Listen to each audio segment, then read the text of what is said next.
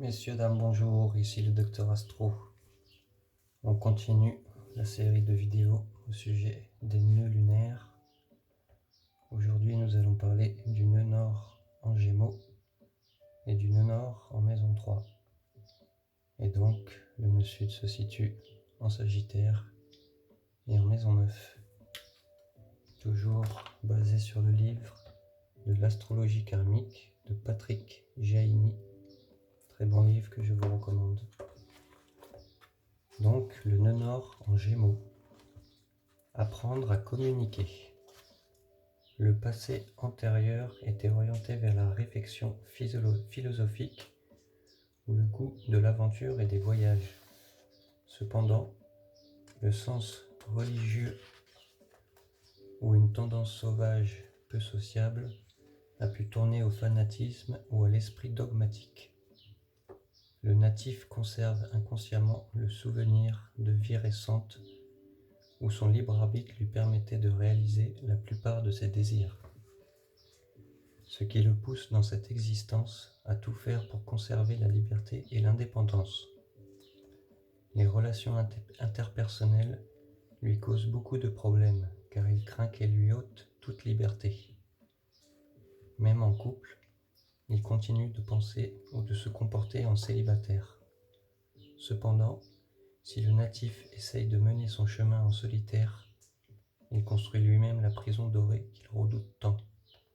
En conséquence, il doit faire des efforts pour être plus sociable.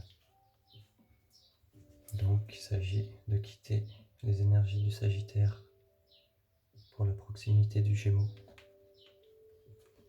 L'essentiel de ce chemin de vie.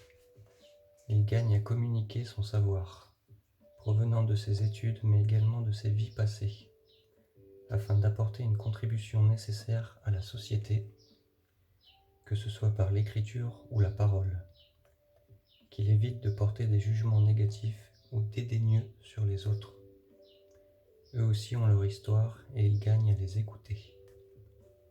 À partir de 37 ans environ, le natif ressent le besoin de faire partie d'une sphère professionnelle correspondant à ses capacités réelles et de s'entourer d'amis de qualité. Voilà pour le nœud nord en Gémeaux.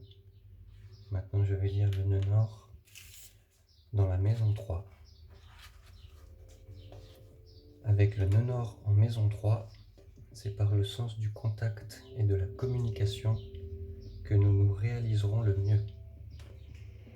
Si l'aventure et le voyage nous apportent beaucoup dans la première partie de vie, ils risquent dans la seconde de nous apporter plus de désagréments que de joie. Il nous faudra alors être à l'écoute d'autrui et rendre compte, par la parole ou les écrits, de nos idéaux ou de notre richesse intérieure. Le journalisme, l'enseignement ou les études peuvent constituer la phase intermédiaire de conversion nécessaire au développement de ces buts nouveaux. Cependant, ceux-ci doivent tendre vers l'acceptation de l'avis des proches et vers la notion de fraternité. Voilà pour le nœud nord en maison 3. Dans l'axe Gémeaux-Sagittaire, lâchez les grands idéaux pour revenir à une communication plus fraternelle et plus proche chez le Gémeaux. Voilà pour cette petite vidéo, je vous dis à bientôt sur la suivante. Ciao.